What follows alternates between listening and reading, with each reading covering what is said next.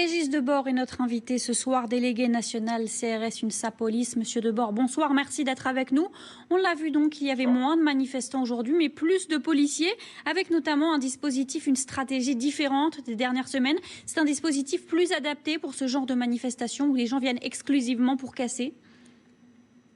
Oui, bonsoir. Effectivement, nous, à l'UNSA Police, on peut déjà se féliciter de deux choses. D'une, que la manifestation, pour une fois, se soit plutôt bien déroulée, avec très peu de blessés de chaque côté et des magasins qui ont été épargnés. Et également, un changement de stratégie qui a été payante. On l'a vu aujourd'hui, il y avait des interpellations et des interventions dès que c'était nécessaire, dès qu'un élément radical était repéré. Donc les Black Blocs, pour vous, c'est un vrai défi, un défi différent. Comment vous faites justement pour repérer ces individus sur le terrain ? Disons que on a quand même des observateurs qui sont dans la manif, qui sont autour, et on voit bien que les forces de l'ordre, pour une fois, ont eu des ordres clairs d'éviter tout rassemblement pour une création de Black Bloc.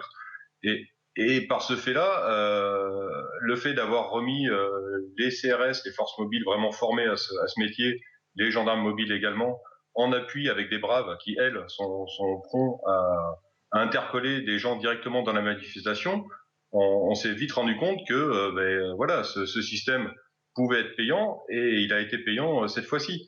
Après, est-ce qu'il sera encore payant les fois d'après? Je pense que oui, si on remet ce système où on fait coïncider les forces mobiles formées à ça, en l'occurrence les CRS et les gens mobiles, en appui avec des CDI et les braves qui peuvent interpeller.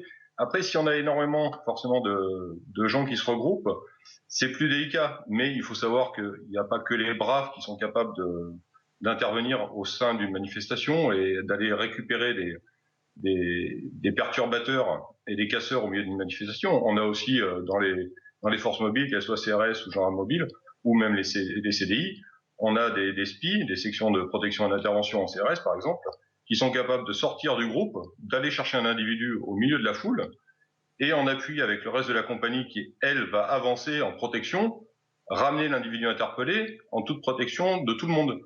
Donc voilà, c'est un système qui a priori est payant, donc pour l'instant c'est une bonne chose. Les forces... Après, en fin de... Ouais. Je disais, les forces de l'ordre étaient présentes aujourd'hui, elles étaient déjà la semaine dernière, la semaine d'avant, en plus de toutes leurs autres missions. Dans quels états sont les effectifs en cette fin d'année ?